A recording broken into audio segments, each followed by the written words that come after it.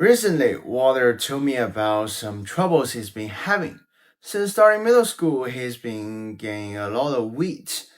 To put it simply, Walter is a bit chubby.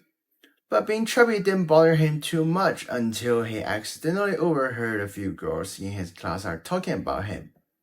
Last night, I watched Shrek. Don't you think Shrek looks like someone in our class? One girl said. Who? Asked another. Walter. Look at his big head and that belly. Oh yeah, he kind of does, the others agreed. At first, Werther thought it was just a joke and didn't take it seriously. But lately, he's noticed that those girls often gather to chat and sometimes glance his way while they talk. That's when Werther started worrying. Whenever he saw those girls together, he wondered, are they talking about my weight again? This is how I respond to Walter. You're just a little chubby, that's all. I've seen videos of you playing basketball. You're pretty agile on the court. You can dribble, move around, and even pull off some cool moves, which says a lot.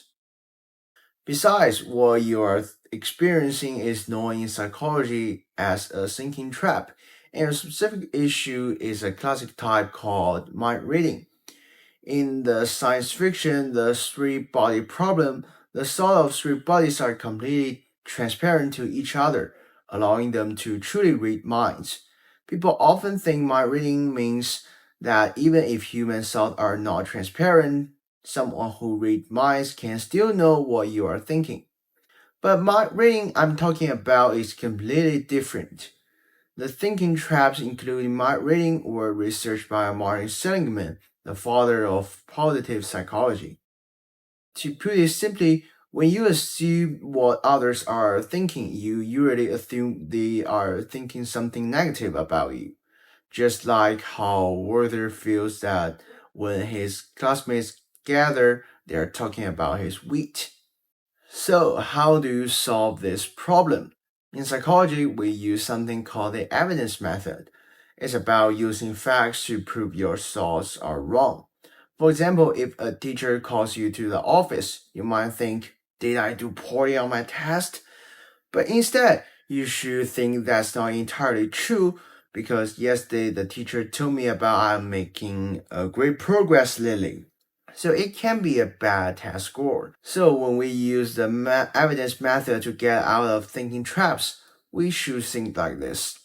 That's not entirely true because fill in this blank. The blank is your evidence. You should give it a try. A few days ago, I thought Walter again. Well, his weight hadn't changed much, but he's back his usual optimistic and cheerful self. If you have any worries and doubts, feel free to leave a comment. As someone your age, I will do my best to help you out. Sorrows of young Werther. Whoops.